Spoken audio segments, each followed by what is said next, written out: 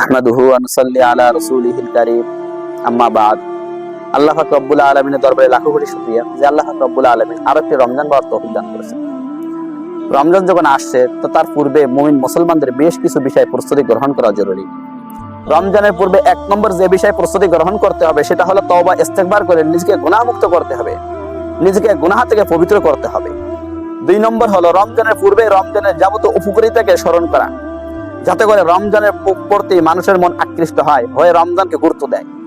Number 3, রমজানের রোজার জন্য নিজেকে অঙ্গীকারবদ্ধ করা, যাতে করে রমজানের 30টা রোজা পরিপূর্ণরূপে আদায় করা যায়।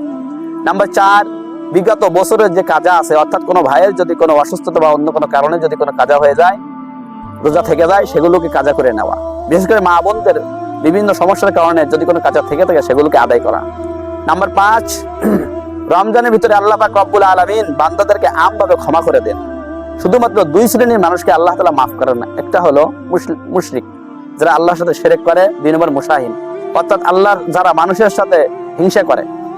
তো আল্লাহ তাআলা আমাদেরকে যেন এই 2 শ্রেণীর মানুষের ভিতরে অন্তর্ভুক্ত না করে মুক্তিপ্রাপ্ত বান্দাদের অন্তর্ভুক্ত করে এই মর্মে চেষ্টা করা। নাম্বার 6, রমজানের হুকুম হাকামকে জানা, অর্থাৎ রোজার ফরজ, ওয়াজিব, সুন্নাত, মুস্তাহাব, কোন কারণে রোজা ভেঙে যায়, কোন কারণে রোজা মাকরুহ হয়, এই এলেমগুলো জানা। নাম্বার 7, বিগত রমজানের ত্রুটি বিচ্ছুতিগুলো চিহ্নিত করা। বিগত বছরের রমজানে আমি কেন তারাবি পড়তে পারে নাই, আমি কেন পরিপূর্ণ 5 ওয়াক্ত নামাজ পড়তে পারে নাই, কেন কোরআন তেলাওয়াত করতে পারে নাই, সেই সমস্যাগুলো চিহ্নিত করে যাতে করে এই রমজানে এই সমস্যাগুলো আমার থেকে প্রকাশিত না হয়। নাম্বার 8, শাবান মাস জুড়ে রমজানের মহড়া গড়ে তোলা, অর্থাৎ পাড়ায় পাড়ায়, মহল্লায় মহল্লায়, মসজিদে মসজিদে, জায়গা বা জায়গায় রমজানকে নিয়ে মহড়া গড়ে তোলা, মাসলা মাসলা আলোচনা করা। নাম্বার 9, রমজানের 24টা ঘন্টা একটা রুটিন তৈরি করা, কোন সময় কি করব, আমি কোরআন তেলাওয়াত কোন সময় করব, জিকির কোন সময় আমি করব, রমজানের ফাজাইল মাসাইল আলোচনা কোন সময় করব, এটা রুটিন তৈরি করা।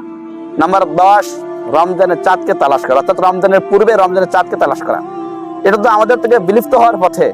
এখন তো মানুষ রমজান যখন আসে তার আগে সবাই হিলাল কমিটির দিকে চেয়ে থাকে, ফেসবুকের দিকে চেয়ে থাকে, টিভির দিকে চেয়ে থাকে। আমরা এগুলোর উপরে নির্ভরশীল না হয়ে রমজানের চাঁদকে তালাশ করা। নাম্বার 11, বেশি বেশি দোয়া করা। হে আল্লাহ, একটি বছর পর রমজানকে পেলাম, এই রমজানে আপনি আমার গুনাহকে মাফ করে দিন, আমাকে এই রমজানের ওসিলা করে তোমার নৈকট্যতা অর্জন করতে পারে সেই তৌফিক দিন।